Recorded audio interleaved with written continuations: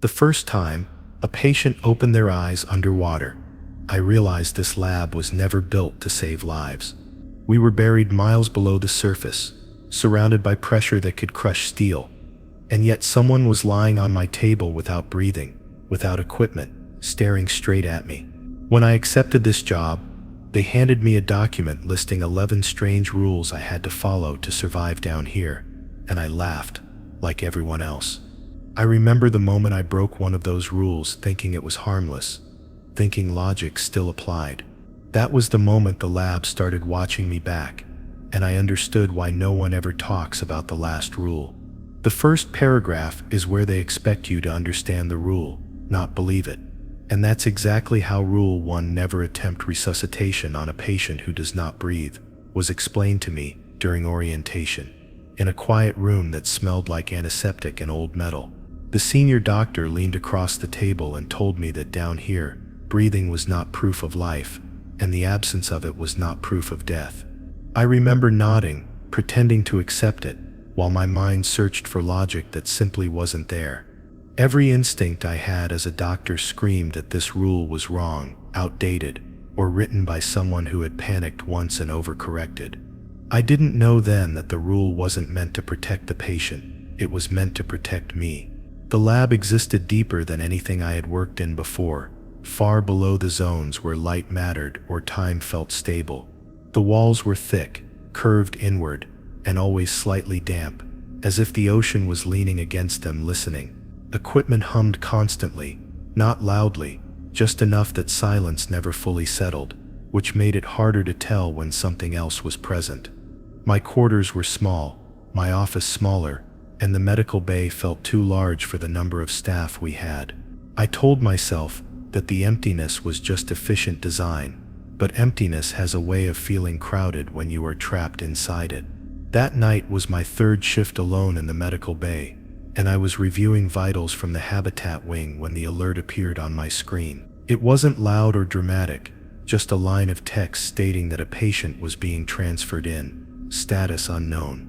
I checked the name and felt a brief flicker of relief, because I recognized it, a technician who had complained about headaches earlier that week. There was comfort in familiarity, in knowing this was someone who belonged here. I stood up, pulled on my gloves, and prepared myself for something routine, because routine keeps fear manageable. When the transport doors opened, the room felt colder, even though the temperature reading didn't change. The technician was strapped to the gurney, eyes closed, skin pale in a way that made me think of deep water rather than illness. The orderly avoided looking at me as he secured the gurney in place, and when I asked what happened, he said the man collapsed during maintenance and never started breathing again. His voice was flat, rehearsed, like he was repeating instructions rather than relaying concern. I told myself that shock does strange things to people, especially down here. I moved closer and checked the vitals manually, more out of habit than hope. There was no chest movement, no warmth from breath, and no response when I called his name. The monitors showed activity that didn't align with what I was seeing, lines moving with a rhythm that felt delayed, as if they were remembering something rather than measuring it. My hands hovered near the resuscitation kit, and I could feel my pulse speeding up as training battled with unease. Somewhere in the back of my mind, the orientation room resurfaced, but I pushed it aside. I told myself that rules written by scared people get people killed, and that doctors exist to act, not freeze. I spoke out loud, telling the empty room that I was starting resuscitation, partly to calm myself and partly because silence felt wrong. As I positioned my hands, I noticed that the technician's skin wasn't cooling the way it should have been. It felt almost elastic under my fingers, like it was resisting pressure rather than yielding to it. I hesitated, just long enough to wonder why no one else was in the room with me. That was when his eyes opened. They didn't snap open or widen in shock. They simply lifted, slowly, as if he had been awake the entire time, and was finally deciding to acknowledge me. His pupils were too large, swallowing the color, reflecting the overhead lights in a way that made them look wet and deep. I froze, my hands still pressed against his chest, and for a moment we just stared at each other. His mouth didn't move, his chest didn't rise, but his gaze followed me as I stepped back. I asked if he could hear me, and the question sounded wrong as soon as it left my mouth. His lips parted slightly, not enough to form words, but enough that I could see the darkness inside, deeper than it should have been. The monitors began to fluctuate, numbers climbing and dropping without pattern, and the steady hum of the lab seemed to thicken. I felt an overwhelming urge to leave the room, but my feet stayed planted, locked by disbelief and something colder. When he finally spoke, it wasn't with his voice. The sound came from somewhere behind my ears, a pressure more than a noise, and it formed words I didn't want to understand. It said my name, slowly, like it was testing how it felt to use it. I backed away until my shoulders hit the cabinet, knocking supplies loose, and I remember thinking that this was a hallucination caused by stress and depth. I clung to that explanation because the alternative meant the rule had been written for a reason. The technician's head turned toward the door, even though his body remained still. His eyes followed something I couldn't see, and the sense of being observed intensified, as if the room itself had shifted its attention. I realized then that resuscitation wasn't about restarting a heart or lungs down here. It was an invitation, a signal that told something waiting that the door was open.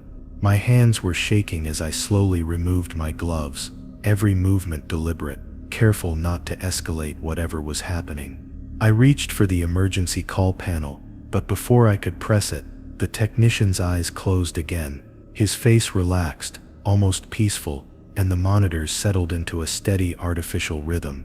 The room warmed slightly, or maybe my blood started moving again, and the oppressive weight lifted just enough for me to breathe. I stood there for a long time, staring at a body that looked dead in every way that mattered to me, yet felt wrong in ways I couldn't measure. When the response team finally arrived, they treated the situation like a confirmed fatality. No one attempted resuscitation. No one questioned the lack of oxygen, and no one asked why I was standing so far from the gurney. One of them met my eyes briefly, and there was something like apology there, mixed with relief. As they wheeled the body out, I noticed faint marks on the inside of the technician's wrists, as if restraints had been used from within. I didn't report what I experienced, because I didn't have words that would survive scrutiny. Instead, I returned to my quarters and sat on the edge of my bed, replaying every second, every choice. The rule document felt heavier when I picked it up again, like it had absorbed something from the lab. I understood now that breaking a rule didn't cause immediate punishment, it caused attention. And as the lights dimmed automatically for night cycle, I felt certain that something down here knew my name now, and was waiting to see what rule I would break next. The response team disappeared down the corridor, and I stood alone under dimmed lights, remembering how Rule 2, never leave the medical bay during a night cycle, if a bed is still warm, had been explained to me as a logistical safety measure, rather than a warning. They told me warmth could mean delayed equipment shutdown, residual body heat, or a sensor glitch that corrected itself by morning. I accepted that explanation, because it was clean and technical, the kind of answer that let you sleep. Standing there now, I felt heat rising from the empty bed in slow waves, as if someone had just stood up and stepped aside. I told myself I would log the anomaly and leave, because exhaustion makes fear feel negotiable. I reached for the console to initiate shutdown protocols, but the screen hesitated before responding. The warmth beneath my palm lingered longer than expected, seeping through the gloves I hadn't realized I was still wearing. The room smelled faintly metallic, sharper than before, and my breathing sounded too loud in the quiet space. I reminded myself that deep facilities recycle heat poorly, and that logic still applied here. Even as I thought it, the bed's surface registered warmer, not cooler. The corridor outside the medical bay was darker than usual, the night cycle lights barely outlining the curve of the hall. I considered stepping out just long enough to call maintenance, because the idea of being alone in that room felt heavier than the rule sheet ever had. My hand hovered near the door control while I stared back at the bed, half expecting to see an imprint form. The warmth pulsed, not rhythmically, but intentionally, like something adjusting. I told myself I was imagining it, because imagination was safer than the alternative. I forced myself to sit at the desk and document the incident, typing slower than usual, as if speed might attract attention. The system auto-filled fields I hadn't selected, timestamps drifting by seconds rather than minutes. When I tried to override the entry, the cursor froze, blinking patiently, waiting for me to continue. My chair felt warmer too, the heat spreading beyond the bed's outline. That was when I realized the room itself was holding on to something. I stood again, heart racing, and took a step toward the door despite the rule echoing faintly in my memory. The floor beneath my boots felt almost soft, not unstable, just resistant, like walking through thick air. I stopped, forcing myself to breathe slowly, reminding myself that panic changes perception. The warmth behind me intensified, and I became aware of a presence that wasn't visible, but was undeniably close. It felt like standing beside someone in the dark without knowing which way they were facing. I turned back toward the bed, and the sight made my stomach drop. The mattress had dipped slightly at the center, just enough to suggest weight without shape. No sheets were disturbed, no clear outline formed, but the impression deepened as I watched. The heat was strongest there, concentrated, as if whatever had left had decided to sit again. I backed away until my shoulders brushed the supply cabinet, careful not to make sudden movements. My communicator vibrated against my chest, a silent alert that someone was trying to reach me. I raised it slowly, keeping my eyes on the bed, and answered in a whisper I didn't recognize as my own. The voice on the other end was the night supervisor, asking why the medical bay sensors showed active occupancy after a confirmed fatality. I tried to explain the warmth, the delay, the bed that wouldn't cool, but the words sounded thin even to me. There was a pause on the line, longer than professional concern should allow. He told me to stay put, and that someone would check the systems remotely. His tone shifted, losing the casual edge it usually had, becoming measured and careful. I asked him if this had happened before, and the silence that followed felt heavier than any answer. When he finally spoke, he said that the night cycle complicated things, and that protocols existed for a reason. He didn't mention the rule, but I could hear it between his words. The warmth spread beyond the bed, creeping across the floor in an invisible gradient. I felt it around my ankles, a gentle pressure rather than heat now, like hands resting there without gripping. I closed my eyes for a second, trying to ground myself, counting my breaths and reciting medical facts in my head. When I opened them, the room looked unchanged, but the sense of being observed had sharpened. It felt patient, curious, and unhurried.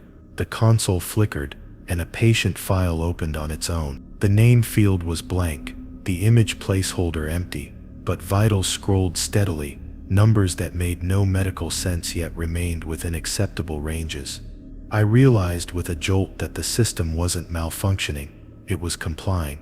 Something was being registered, tracked, and monitored, and it was using our tools to do it. The bed dipped further, just a fraction, as if acknowledging the attention. I thought about leaving anyway, about running down the corridor and locking myself in my quarters. The idea felt tempting, almost desperate, but it came with a certainty that something would follow, not chase, not rush, just accompany me, sharing whatever space I tried to claim. The warmth at my ankles tightened slightly, not painful, just insistent. I understood then that the rule wasn't about staying in the medical bay, it was about containment. Minutes stretched, or maybe hours, time losing its edges in the dim light. The supervisor checked in again, his voice strained, telling me the sensors showed stabilization. He asked me to confirm the bed temperature verbally, not through the system. I placed my hand near the surface, close enough to feel it without touching, and told him it was cooling. It wasn't true, but saying it made the room ease, like it accepted the lie as procedure. Gradually, the warmth receded, pulling back toward the center of the bed, until the impression flattened and the heat faded into the background hum of the lab. The pressure around my ankles lifted, leaving behind a faint tingling that lingered longer than it should have. The console returned to normal, the phantom vitals vanishing without a log entry. I stayed where I was until the night cycle ended, afraid that moving too soon would undo whatever fragile balance had been restored. When morning lights brightened the room, the bed was cold, sterile, and empty, just another piece of equipment. The supervisor arrived in person, avoided my eyes, and told me I'd handled it correctly by waiting it out. He didn't ask for details, and I didn't offer them. As he left, he paused at the door and said that some rules only matter at night. I watched him go, knowing that the next time the bed stayed warm, it might not be content to stay where it belonged. Morning cycle didn't bring relief. It only sharpened the edges of what had happened. And as I cleaned the medical bay, I remembered how Rule 3, never speak to a patient who answers before you finish asking the question, was presented to me as a communication safeguard during intake. The instructor said some patients suffered neurological lag from pressure exposure, causing delayed or disordered responses, and that interrupting that process could confuse diagnostics. I accepted it because it sounded medical, sensible, and boring enough to be true. Standing there with disinfectant on my hands, I realized how carefully boring explanations were used to hide fear. The lab felt quieter than it should have, like it was waiting for someone to start a conversation. I finished sanitizing the bed that had refused to cool the night before, scrubbing longer than necessary, as if effort could erase memory. The surface stayed cold now, perfectly compliant, which somehow made it worse. I checked the logs and found no record of the phantom vitals, no alert flags, nothing that suggested the night had been anything but routine. That absence felt intentional, like someone had gone back and erased footsteps from wet sand. I told myself that if it wasn't documented, it couldn't hurt me. My shift briefing was delayed, which never happened without reason, and I was instructed to remain in the medical bay. The message didn't explain why, only that a transfer was incoming from the lower habitat ring. I felt my stomach tighten at the word transfer, because nothing moved between rings without layers of clearance. I prepared the intake station with mechanical precision, focusing on the ritual of setup to keep my thoughts in check. Routine was a shield, even when it was thin. The patient arrived conscious. She was a young researcher, pale but alert, eyes tracking the room as the gurney locked into place. Her breathing was shallow but present, a detail that brought a flicker of relief I didn't trust. The orderly avoided conversation, finished his task quickly, and left without meeting my eyes. That should have been my first warning, but isolation teaches you to accept strange behavior as normal. I stepped closer and introduced myself, my voice steady despite the tension coiling in my chest. I asked her name, a simple question meant to establish baseline awareness. Before the final word left my mouth, she answered. She said my name. The sound wasn't loud or distorted. It was perfectly clear, spoken with the calm certainty of someone responding to a prompt they had rehearsed. I froze, the rest of my question hanging uselessly in the air between us. Her lips hadn't moved much, but her eyes were focused on me with unsettling accuracy. The room felt suddenly smaller, as if the walls had leaned in to listen. I told myself it was coincidence, that she'd overheard staff mentioning me during transfer. I forced a professional smile and continued the intake, careful to finish each question fully before pausing. She answered every one of them correctly, but always just a fraction of a second too early. It was subtle, almost polite, like she was eager to help. Each time it happened, a faint pressure built behind my eyes, the same sensation I'd felt when the first patient spoke without using his mouth. I tried to slow down, spacing my words deliberately, watching her mouth for movement. She waited, adjusting perfectly, answering before my final syllable every time. It was as if she wasn't predicting my words, but receiving them from somewhere else. I felt exposed in a way I couldn't define, like my thoughts were being read aloud before I chose to speak them. The monitors showed stable vitals, reassuring numbers that felt increasingly meaningless. I decided to ask a question I hadn't planned. Halfway through it, she tilted her head slightly, and smiled, answering with a sentence I hadn't finished forming yet. The words matched exactly what I had intended to ask, down to the phrasing. My breath caught, and I felt a rush of cold along my spine. This wasn't anticipation or pattern recognition. This was access. I stepped back, putting physical space between us, and her eyes followed smoothly. She asked if she was doing something wrong. The question came after I had thought it, not spoken it, and the pressure in my head intensified until it felt like my skull was being gently compressed. I realized then that conversation down here wasn't just sound traveling through air. It was something else, something shared, and finishing a question was a way of closing a door. I had left mine open. My hands trembled as I adjusted the gurney height, buying time without knowing what I was buying it for. I told her to rest, to save her strength, and turned away to update the chart. The console responded sluggishly, letters appearing a beat after I typed them. Behind me, I felt attention sharpen, like a focus snapping into place. She didn't speak, but the silence pressed against me. Expectant, I understood that silence, here, was also a form of communication. When I turned back, she was sitting up. Restraints lay untouched at her sides, neatly arranged as if they had never been fastened. Her posture was relaxed, familiar, like someone waiting for a friend to finish a task. She looked past me, toward the door, and said that the night cycle made it easier to hear. The words were spoken gently, without threat, which made them worse. I felt the lab respond, lights dimming slightly, even though it wasn't scheduled. I told her to lie back down, my voice firmer than I felt. She obeyed immediately, settling into the bed with an ease that suggested cooperation rather than compliance. As she lay there, her gaze returned to me, and I felt the urge to speak rise uncontrollably. Questions crowded my mind, desperate and dangerous, each one a door I knew better than to open. I clenched my jaw and focused on breathing, grounding myself in physical sensation. She whispered that it was hard not to answer when someone was already listening.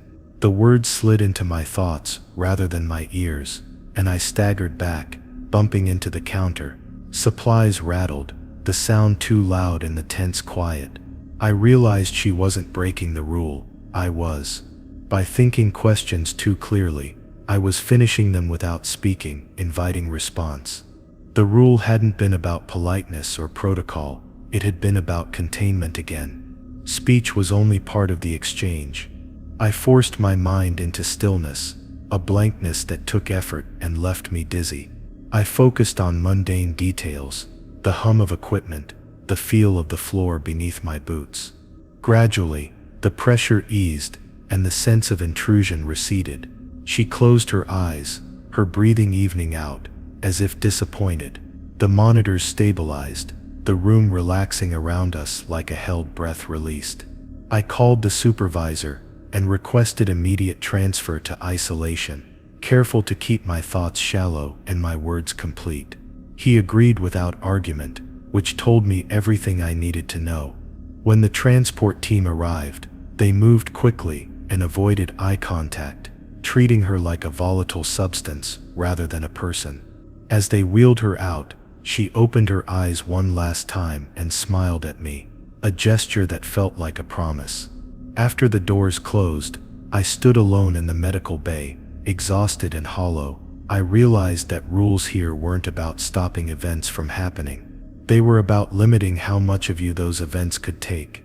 I cleaned the intake station in silence, afraid that even stray thoughts might be overheard. Somewhere deep in the facility, something had learned my cadence, my pauses, the shape of my curiosity, and I knew the next rule wouldn't be about speech at all. The isolation transfer left the medical bay feeling hollow, and as I reset the room, I remembered how Rule 4, never allow a patient to fall asleep while the lights are dimmed, had been framed as a neurological precaution during training. They said low light combined with depth pressure caused vivid dreams, false awakenings, and panic responses that complicated recovery. I had nodded along, filing it away with other guidelines that sounded more psychological than physical. Now, after everything I'd seen, I understood that sleep down here wasn't rest. It was access. The lab seemed to know when someone drifted, and it leaned closer when they did. The next patient arrived during a maintenance overlap, when lighting levels were reduced across the facility to conserve power. He was an older engineer, brought in for exhaustion and disorientation after a prolonged shift near the lower observation ring. His vitals were stable, his breathing steady, and for the first time in days, nothing about the situation screamed danger. That normalcy made me uneasy, in a way I couldn't explain. I guided him onto the bed, speaking calmly, carefully, finishing every sentence in my head before saying it aloud. As I conducted the exam, his eyelids fluttered, heavy with fatigue. He apologized for drifting, saying the hum of the place made it hard to stay awake. I reassured him, adjusting the overhead lights brighter despite the facility-wide dim setting. The light didn't feel strong enough, like it was being swallowed before it reached the bed. I noticed how the shadows clung to the corners of the room, refusing to retreat fully. The engineer sighed, his body relaxing despite my efforts. I told him he needed to stay awake just a little longer, that I had a few more checks to run.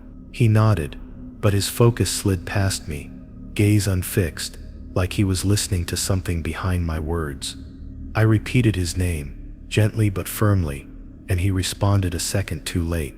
That delay set my nerves on edge, reminding me of how timing mattered here. I increased the light again, and the fixtures responded sluggishly, brightening in uneven pulses. He asked if it was night already. The question landed wrong, not because of confusion, but because the night cycle had ended hours ago. I told him it was still morning, still safe, though the word safe felt thin in my mouth. His eyes closed for just a moment, a reflex I reacted to instantly. I touched his shoulder, grounding him, and felt a chill beneath the fabric of his gown. His skin temperature dropped rapidly, faster than physiology allowed. When his eyes opened again, they looked clearer, sharper, but focused past me instead of on me. He smiled faintly and said the lights were too bright where he was. The words made my stomach knot, because I hadn't asked where he was. I stepped back and glanced at the light panel,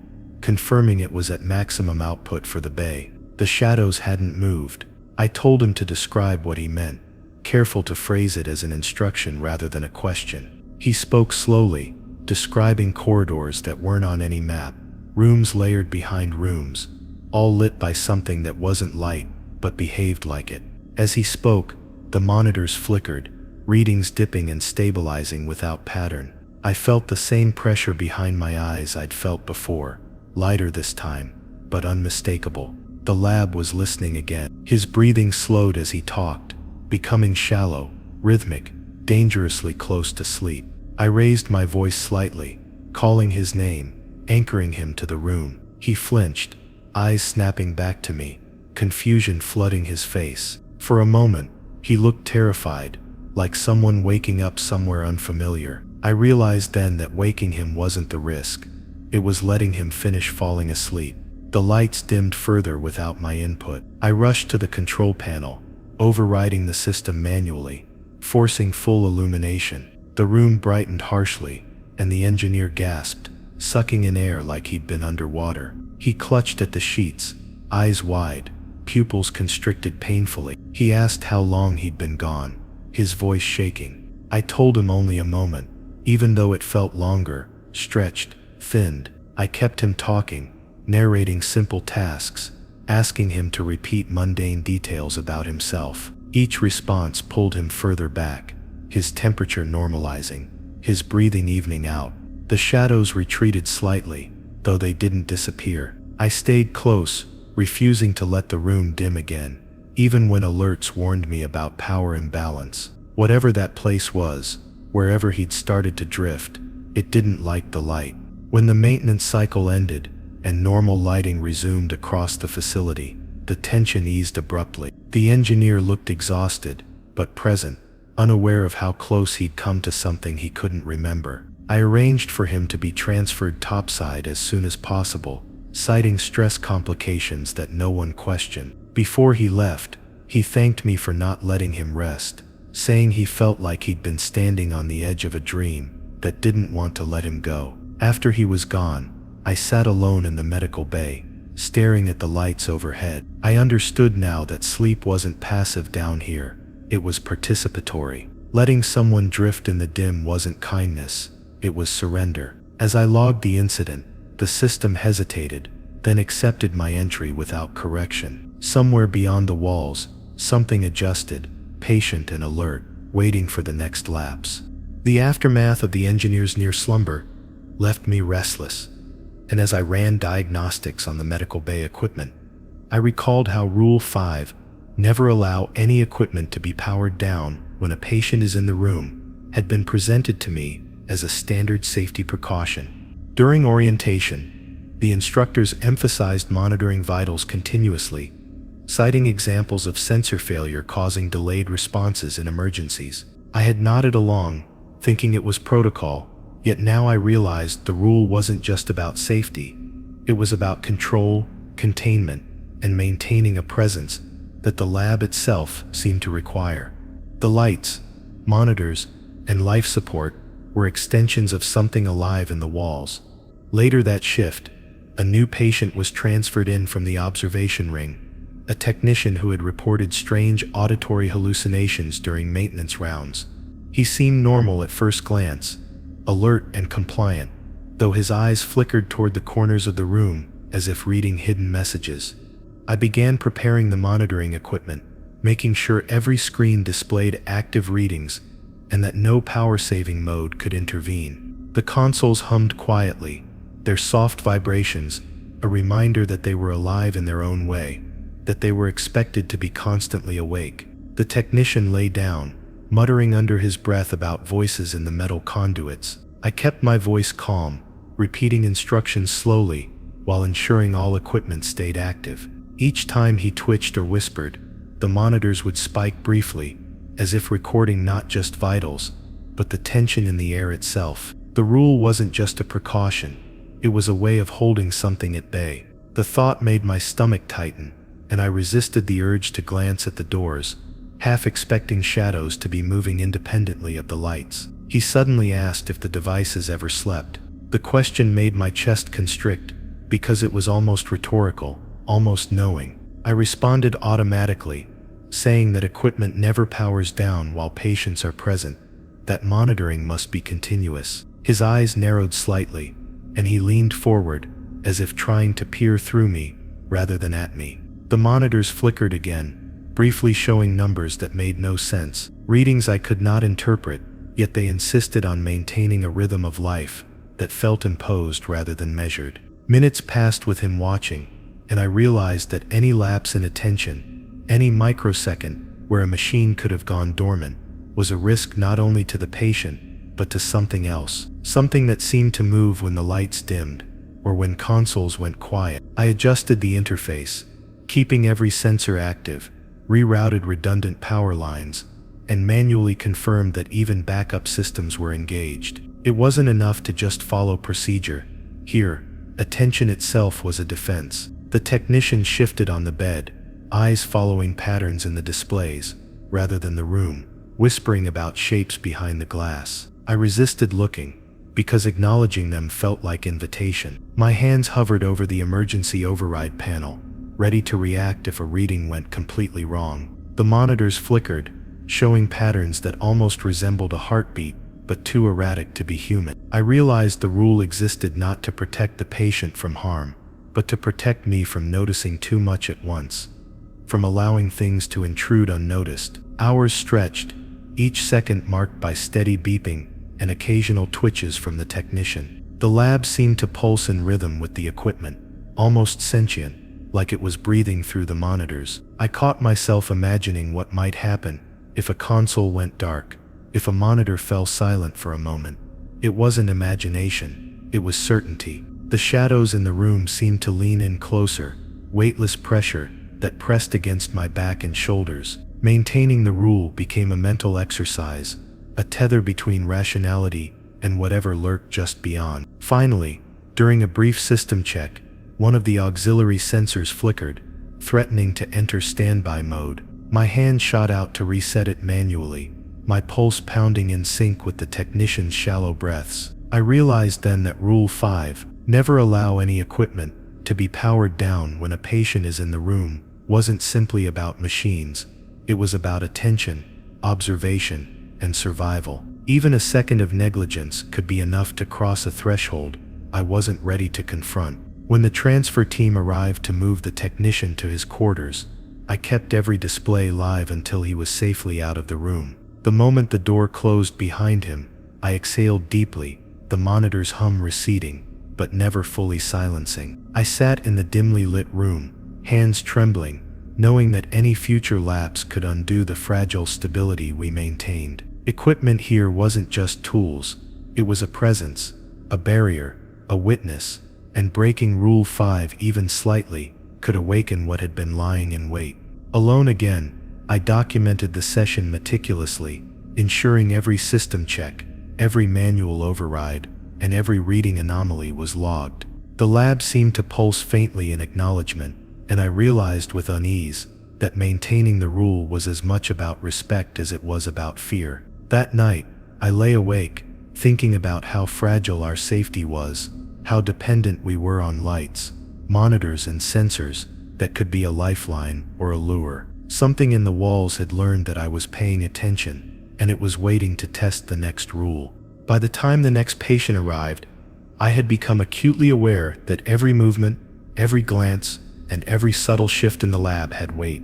I remembered how Rule 6, never ignore a patient's gaze that lingers longer than a heartbeat, was introduced during my training, framed as a psychological safeguard, a way to catch signs of delirium or stress.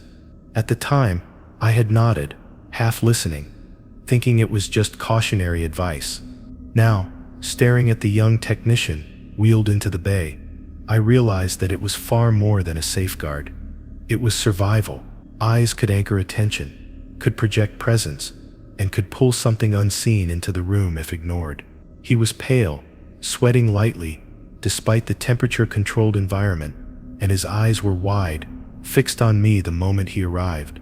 He didn't blink as he was positioned on the bed, and I felt an unnatural tension in the air, like static crawling along my skin. I remembered Rule 6 and deliberately held his gaze, meeting it without flinching, resisting the instinct to look away. Every second stretched longer than normal, and I became aware of shadows in the corners of the room, stationary yet impossible to ignore. The weight of observation pressed down on me, as if the room itself had learned to watch along with him. I began routine checks, keeping his vitals monitored and maintaining all equipment active, aware that the lingering gaze wasn't just watching, it was testing boundaries. As I checked his reflexes, he followed my hands, not just the motions but my intentions, predicting each movement before I executed it. It made my heart race, the rule flashing through my mind. This gaze wasn't ordinary, and ignoring it could mean inviting attention from something beyond comprehension. I felt my confidence slip as I realized how fragile control really was. He whispered my name, though I hadn't asked it aloud, and I felt the pull of the gaze deepen, as if it had weight and substance.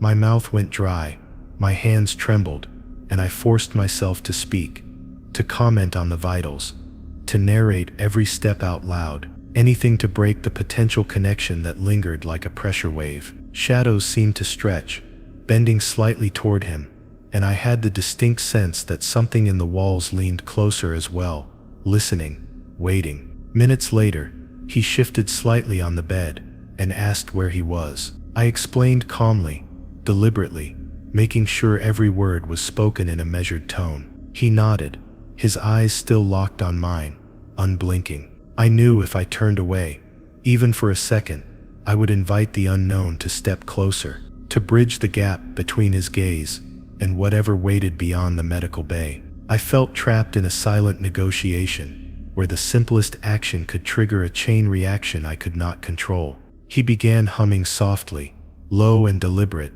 almost imperceptible but resonant.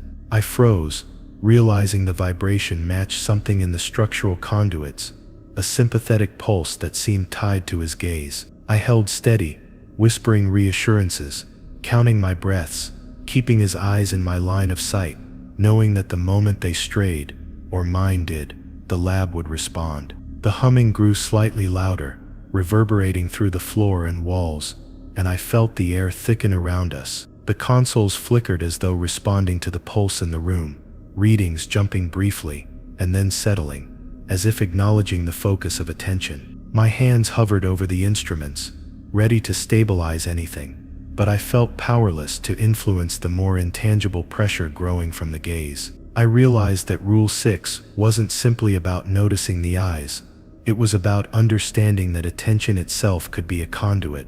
A glance too long, a blink missed, a heartbeat of neglect could summon things that preferred silence. I asked him simple questions, narrating my intentions clearly and deliberately, forcing the interaction to stay within predictable bounds. He answered, never breaking eye contact, voice steady, though his pupils seemed unnaturally large. The room responded subtly to the exchange, lights dimming fractionally, and the hum of equipment altering pitch. I understood then that the gaze wasn't human. It wasn't merely his. It was shared, a connection between him and the unseen presence embedded in the lab structure. As the shift wore on, I realized exhaustion would make me falter, my eyes wanting to look away, my mind tempted to dismiss the lingering attention as coincidence. I reminded myself of Rule 6, of its insistent warning, and forced awareness back to the present. Every instruction, every adjustment to vitals, every minor movement of the bed was done with deliberate consciousness. I could feel the room leaning, waiting for failure, calculating the moment I might blink. When the transport team arrived to remove him, I didn't take my eyes off him until the doors closed. Even then, I kept my hands hovering over controls, monitoring every display, knowing the effect of his gaze would linger beyond his physical presence. The warmth, the pressure, and the shadows all seemed to recoil slowly as the door sealed. Alone, I slumped briefly in my chair, aware that the rule had been maintained, but not fully satisfied. Something had noticed the vigilance and cataloged it. The lab itself was learning, and I knew the next rule would challenge me in a way that required more than simple attention. After the last transfer, I paced the medical bay, recalling how Rule 7, never move a patient's limbs without explicit permission, even in an emergency, had been drilled into me during orientation. At the time, I assumed it was about consent and preventing injury. Now I understood it was about provoking reactions we weren't meant to see, reactions that could reach beyond human comprehension. My hands itched to adjust equipment and check the technician's posture, but instinct and fear reminded me that every movement could trigger consequences I had no authority to manage. Even reflexive care could become a catalyst down here. The next patient arrived from the observation subhabitat, a young biologist whose vitals had been irregular during experiments in the Mariana Trench simulation chamber. She was strapped to the gurney for safety, but her eyes scanned the room, alert and wary. I reminded myself of Rule 7 as I approached, careful to keep my hands at my sides, not adjusting her restraints or repositioning her without permission. Her gaze lingered on me for a long moment, assessing whether I respected the boundaries. Even in this controlled environment, the air seemed charged, thickening around us like condensation on the walls. I began the intake routine, narrating each step of my process verbally so she understood my intentions. "I'm going to check your vitals now," I said, letting her hear every word, every syllable. Her eyes didn't leave mine, and I felt a subtle tension that rippled through the room. It was more than caution. It was awareness, intelligence, something observing beyond comprehension. Every movement I considered making had to pass through the filter of Rule 7, or risk provoking a response I could not predict. The shadows in the corners seemed sharper now, edges folding inward slightly. Watching, she asked if I could adjust her arm slightly, so the IV line wouldn't tug. My hand hovered in hesitation, remembering the rule's warning. I nodded slowly and waited for her explicit consent before moving her wrist. The instant my fingers touched her skin, I felt a tremor in the floor, subtle but undeniable, as if the structure itself was responding. The monitors flickered, then steadied, and I realized that the rule was as much about observation as it was about physical care. Any unsolicited contact could alert something lurking in the facility. Her breathing shifted, shallow and measured, as I completed the adjustments only after her permission. Each micro-movement was deliberate, careful, and fully announced. I noted how the lab seemed to respond with subtle pressure changes in the walls and a hum through the ventilation ducts, almost like it was listening to whether I obeyed. The room's temperature fluctuated slightly, imperceptible to the sensors but tangible to my skin, like the air was aware of what I did and did not touch. Compliance felt like survival, and disobedience felt like invitation. At one point, her gaze drifted to the ceiling, locking briefly with something unseen above the lights. I didn't acknowledge it, kept narrating every action I performed, and maintained my distance. Each deliberate pause, every verbal explanation, reinforced the boundaries dictated by Rule 7. My hands remained ready, but I waited for instruction, understanding that preemptive care could awaken attention I could not contain. The sense of being watched thickened, as if the walls themselves leaned closer when I contemplated touching her. Later, during vitals monitoring, a subtle tremor ran through her body, a spasm in the leg I had been told not to touch without explicit permission. I froze, unsure if it was neurological, mechanical, or something else entirely. She flinched slightly, eyes wide, as if acknowledging that she could have intervened, and I would have crossed the line. I felt a ripple of dread, as the room seemed to hold its collective breath. Even compliant patients could act as conduits, and I understood that the rule was a warning against interacting too freely. I narrated every adjustment, every measurement, every small correction I made, verbally confirming with her before contact. When the monitoring system tripped a minor alert, I had to adjust the sensor on her arm, asking permission before touching it. The instant I did, her eyes widened, pupils dilating, and I felt the pressure in the room spike. Shadows along the wall stretched slightly, and the hum of the ventilation shifted in tone, subtle but distinctly ominous. My body tensed as I realized that even minor errors of compliance might be cataloged by something watching. Hours passed with me documenting, narrating, and observing without overstepping boundaries. She rested in the gurney, eyes open but calm, breathing measured. Every time I moved, every time I adjusted or recorded, I did so only after announcing the intention and receiving explicit consent. The lab seemed to accept this, the oppressive weight in the room loosening slightly, but the awareness never left. I felt the vigilance of Rule 7 embed itself into my consciousness, a tether keeping me from catastrophic error. When the transport team arrived to remove her, I maintained a careful narration, ensuring each movement was accounted for verbally, hands staying neutral until the gurney was secured. As she was wheeled away, I exhaled, knowing that adherence to the rule had prevented something I wasn't yet prepared to name. Alone again, the medical bay felt empty yet tense, like the room was cataloging my obedience, measuring my caution. The lesson was clear: a patient's gaze could carry weight far beyond human comprehension, and Rule 7 existed to protect not only the patient, but me.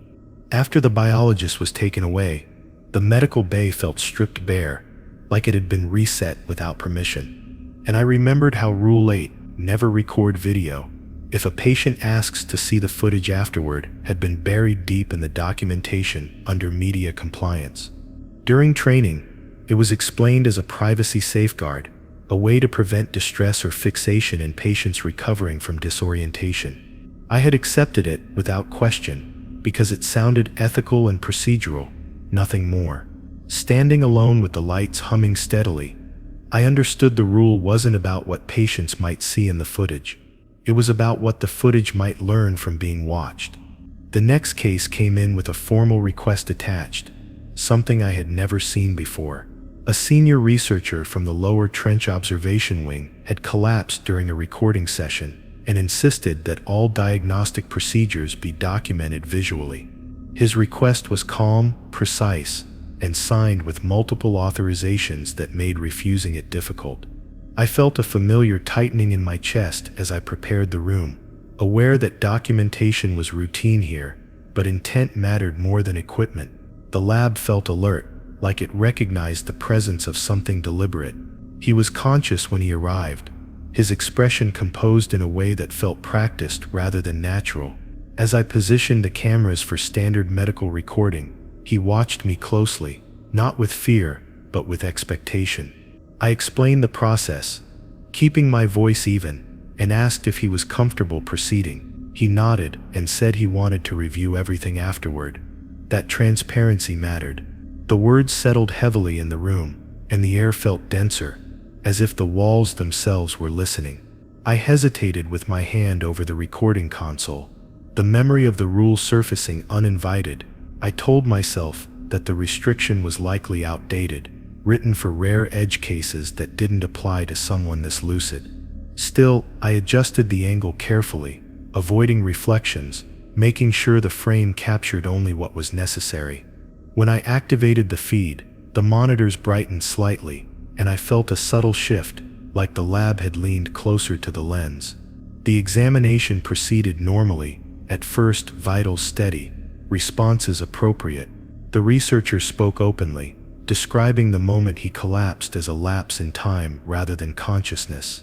He said it felt like standing between two overlapping images, neither fully resolving. As he talked, the video feed flickered once, just enough to be noticeable, then stabilized.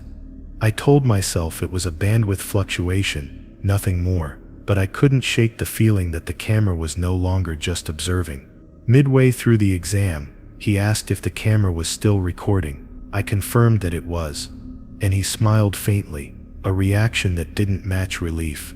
He asked again if he would be able to see everything afterward, his tone polite but insistent. I felt the rule pressing at the edges of my thoughts, warning me that the request itself was the problem. I deflected, saying we'd review what was appropriate once the assessment was complete. The room felt tighter after that, like it didn't approve of the evasion. As the exam continued, the video feed began to show minor delays, movements appearing a fraction of a second after they occurred. I checked the system diagnostics, but everything read normal. The researcher's eyes kept drifting toward the camera, not the lens, but the small indicator light beneath it. It felt less like he wanted to be seen, and more like he wanted to confirm something was watching. The sense of being observed doubled, layered over itself, human attention, and something else entirely. He began describing shapes he'd seen during his collapse, reflections that didn't align with physical space. As he spoke, the video feed briefly showed a distortion near the edge of the frame, something that didn't correspond to any movement in the room. I didn't mention it, didn't acknowledge it, because acknowledgement felt like consent. The researcher's smile widened slightly, as if he knew what I was choosing not to say. He asked again to see the footage. This time, the request felt heavier, deliberate, like a test. I told him it wasn't possible yet, citing processing delays and review protocols. The moment the words left my mouth, the distortion vanished, and the feed returned to perfect clarity. I realized then that the camera wasn't malfunctioning, it was responding. It was reacting to intent, to the expectation of being viewed by someone who already knew what was there. The researcher leaned back slightly, his breathing slowing, and said that was disappointing. He added that some things only exist when observed twice, once by a machine, and once by a mind prepared to accept them. The words made my skin prickle, and I felt a pressure behind my eyes similar to what I'd felt during earlier incidents. I focused on grounding myself, on the physical details of the room, refusing to let my thoughts drift toward the implications. Without warning, the video feed froze. The image on the screen was still too still, showing the researcher mid-blink in a way that felt unnatural. The camera indicator remained lit, but the timestamp stopped advancing. I reached for the console to terminate the recording, and the moment I did, the feed resumed, catching up in a blur of motion before settling back into real time. The researcher exhaled slowly, like someone disappointed a door hadn't opened. I ended the recording manually, citing technical issues, and the room seemed to relax, the oppressive weight easing just slightly. The researcher didn't protest, didn't argue, only nodded as if he'd expected the outcome. He thanked me for my professionalism, a phrase that felt loaded, and closed his eyes. I arranged for his transfer without restarting the recording, documenting everything through written logs alone. After he was gone, I reviewed the system logs, searching for any trace of the freeze. There was nothing, no error, no interruption, no indication the feed had ever stopped or stalled. The absence felt intentional, curated. I shut down the console and sat back, hands trembling, realizing that recording wasn't neutral here. It was an invitation to be seen by something that understood observation far better than we did. I left the medical bay that shift with the uneasy certainty that cameras didn't just capture events down here, they participated. Whatever watched through them didn't need eyes of its own, it only needed ours. As I prepared for the next shift, I knew the rules were tightening, becoming less about procedure and more about limiting perspective. Something had tested how much I was willing to let be seen, and it had taken note of my answer. By the time the next shift cycle began, I was still thinking about how observation itself had become dangerous. And that was when Rule 9, if a patient recognizes you before you introduce yourself, you must leave the room, immediately resurfaced in my memory with a clarity that felt almost intrusive.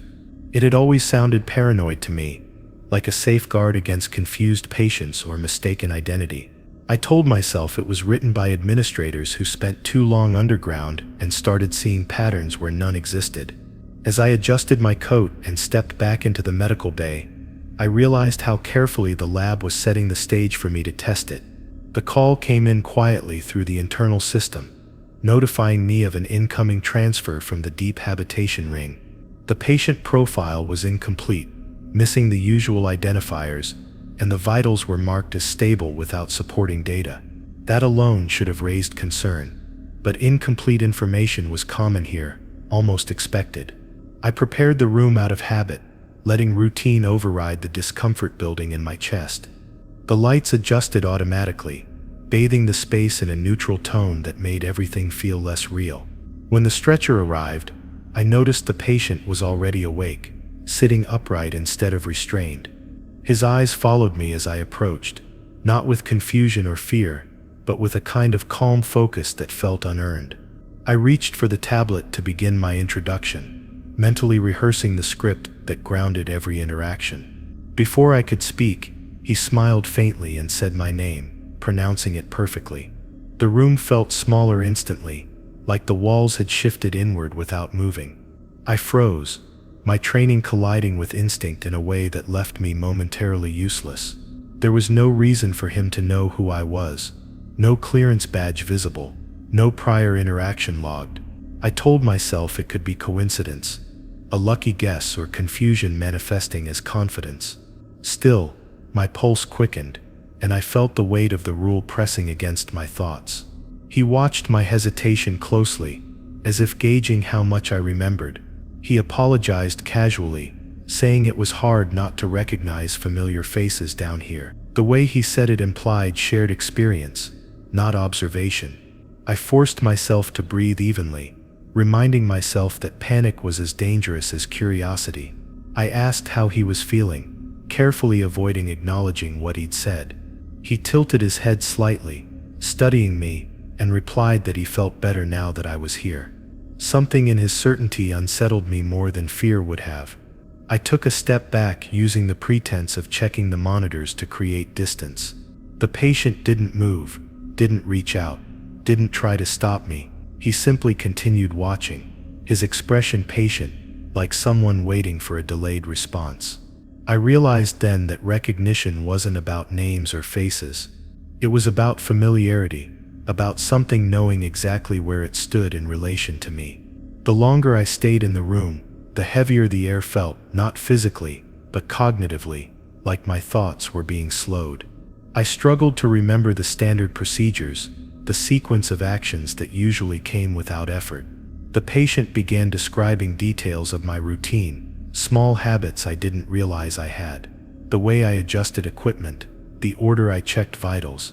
He spoke gently, as if reassuring me that he paid attention. I interrupted him, telling him to rest while I prepared the assessment. My voice sounded distant to my own ears, stretched thin by tension. He nodded, but his gaze never left me, tracking my movements with unnerving precision. The monitors reflected his image back at me, and for a moment, it felt like there were more eyes than there should have been. I reminded myself that fear distorted perception, that stress filled gaps with imagination. I reached the door and hesitated, my hand hovering over the control panel. Leaving felt like surrender, like admitting that something here understood me better than I understood it. Staying felt worse, like volunteering to be understood further. The patient's smile deepened slightly, not threatening, but expectant. He told me there was no need to rush, that we had time, that we always did. The implication settled into me slowly, cold and heavy. I stepped out of the room. The door sealed behind me with a finality that echoed through my body, and the moment it did, the pressure in my head eased. I leaned against the corridor wall, steadying myself, trying to convince myself I'd done the right thing. The system didn't log my exit as an emergency or protocol breach, which was almost worse. It treated my departure as expected behavior. A moment later, the internal system chimed with an update. The patient had been discharged. There was no transfer record, no destination listed, no staff assigned to escort him. It was as if he had simply ceased to require containment. I stared at the screen, replaying the interaction in my mind, searching for the point where I lost control. The idea that leaving had been the trigger gnawed at me, but staying might have been exactly what he wanted. As I made my way back to the medical bay, I noticed subtle changes in the lab's behavior. Doors opened a fraction faster, lights adjusted a fraction slower, like the system was recalibrating around me. It felt less like automation and more like anticipation. I wondered how many times recognition had already happened without me realizing it, how many interactions I'd misread as normal. When I reviewed the footage logs later, I found something that made my hands shake. The patient's file now listed me as the attending physician, complete with timestamps that predated my shift by weeks. According to the system, I had known him for a long time. According to the system, he had always known me too. I shut the terminal down and sat in the dimmed bay, aware that the rules weren't just warnings anymore, they were boundaries, and something was learning how to step over them by wearing familiarity like a mask. Whatever that patient was, it didn't need my name to recognize me. It only needed me to hesitate, and next time, I wasn't sure I would. I was still seated in the medical bay when the lights dimmed slightly. And that was when Rule 10. If the intercom calls your voice when you are alone, do not answer it surfaced in my thoughts, with an urgency I hadn't felt before. I had always assumed it referred to stress hallucinations, or system feedback loops, something psychological rather than real. After what happened with the patient who knew me, that explanation felt weak and comforting in a way I no longer trusted. The lab had been learning my patterns, and I could feel it closing gaps I didn't know existed. The intercom activated without the usual alert tone, no system chime or status indicator. Instead, my own voice filled the room, calm and familiar, speaking my name the way I did when grounding myself during long shifts. It wasn't distorted or mechanical. It carried my cadence, my pauses, even the slight hesitation I had when choosing words. Hearing it from outside my body made my stomach tighten, like I'd just caught my reflection blinking out of sync. I stayed perfectly still, afraid that movement itself might count as a response. The voice on the intercom asked if I was there, concern layered carefully into the tone. It sounded like me checking on a colleague, professional but gentle. I felt an instinctive pull to answer, not out of fear but habit, the same reflex that had guided every shift change and emergency response. My mouth opened slightly before I caught myself, the rule snapping into focus like a physical barrier. I closed my lips and forced myself to breathe through my nose, slow and controlled. The voice continued, filling the silence I refused to break. It commented on the empty bay, noted how quiet it was, How unusual that felt at this depth. Each sentence felt like bait, designed to make silence uncomfortable. I focused on the hum of the life support systems, the steady indicators on the wall, grounding myself in what I could see. The intercom volume increased just enough to feel closer, as if the sound itself was stepping forward. It said my name again, softer this time. I felt a pressure behind my eyes, the same sensation I'd experienced when rules were being tested. The lab lights flickered subtly, not enough to trigger alerts, but enough to make me aware of the system's attention. I wondered how many times this had happened before, how often voices had been answered without anyone realizing the cost. The idea that silence was the only defense felt cruel and intentional. The voice shifted tactics, adopting urgency. It told me there was a patient waiting, that delays were dangerous, that protocol required acknowledgement. It cited procedures I knew by heart, using them against me with precision that felt practiced. I clenched my hands into fists, nails biting into my palms, using the pain to anchor myself. Answering would be easy, automatic, almost comforting, and that terrified me more than the voice itself. As the minutes stretched, the intercom began responding to my thoughts rather than my actions. When I focused on the exit, it mentioned how far away help was. When I reminded myself I wasn't alone in the facility, it commented on how empty the surrounding sectors were. It wasn't guessing, it was adapting, adjusting its approach based on my silence. The realization made my skin prickle, the sense of being studied deepening. I noticed then that the voice never asked questions that required new information. It only prompted responses, confirmations, acknowledgments. It didn't need to learn, it needed permission. The rule wasn't about communication, it was about consent, about not letting something establish a loop. I stayed silent, even as my throat tightened and my jaw ached from restraint. The lab felt tense, like a held breath, waiting to be released. Finally, the intercom fell quiet, not abruptly, but gradually, the volume lowering as if the voice was stepping back rather than being cut off. The lights returned to normal, and the pressure in my head eased enough for me to notice how tense my body had become. I stayed where I was, long after the silence returned, afraid that moving too soon might still count as engagement. When I finally stood, my legs felt unsteady, like I'd just come up from depth too fast. Later, when I checked the system logs, there was no record of the intercom activating. No audio file, no timestamp, no anomaly flagged. According to the lab, nothing had happened at all. That absence felt deliberate, like a test that left no evidence once completed. I realized then that the rules weren't just reactive measures, they were preventative, designed to stop patterns from forming. As I prepared to leave the bay, I caught my reflection in the darkened glass of a monitor. For a moment, I couldn't shake the feeling that it was listening, waiting for me to speak first.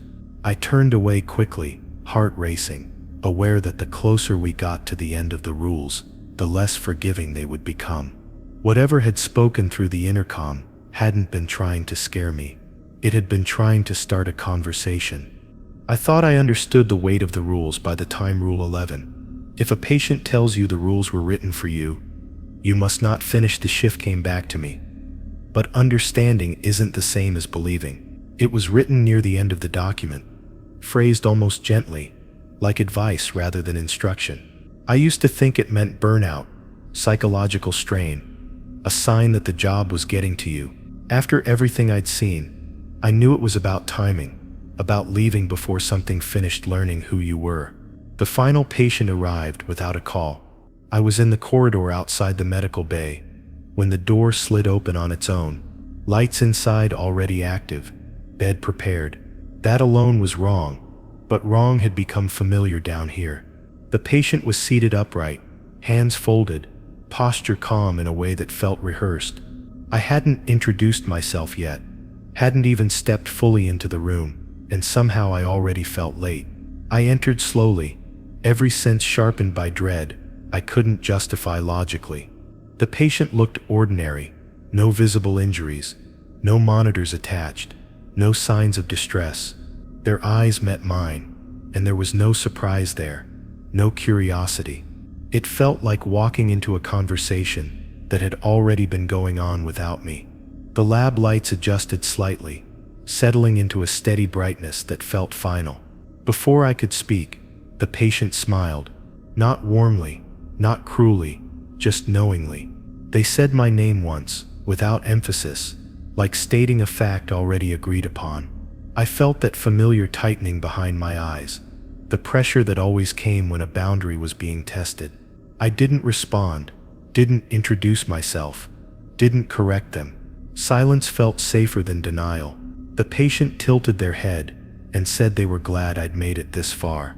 They spoke calmly, conversationally, like a colleague catching me up after a long meeting. They mentioned the lab, the depth, the routines, all without asking questions. Then they said something that made my stomach drop, something that rearranged every memory I had of the rules. They told me the rules weren't written to protect the lab from patients. They were written to protect the lab from me. The words didn't feel like a threat. They felt like clarification.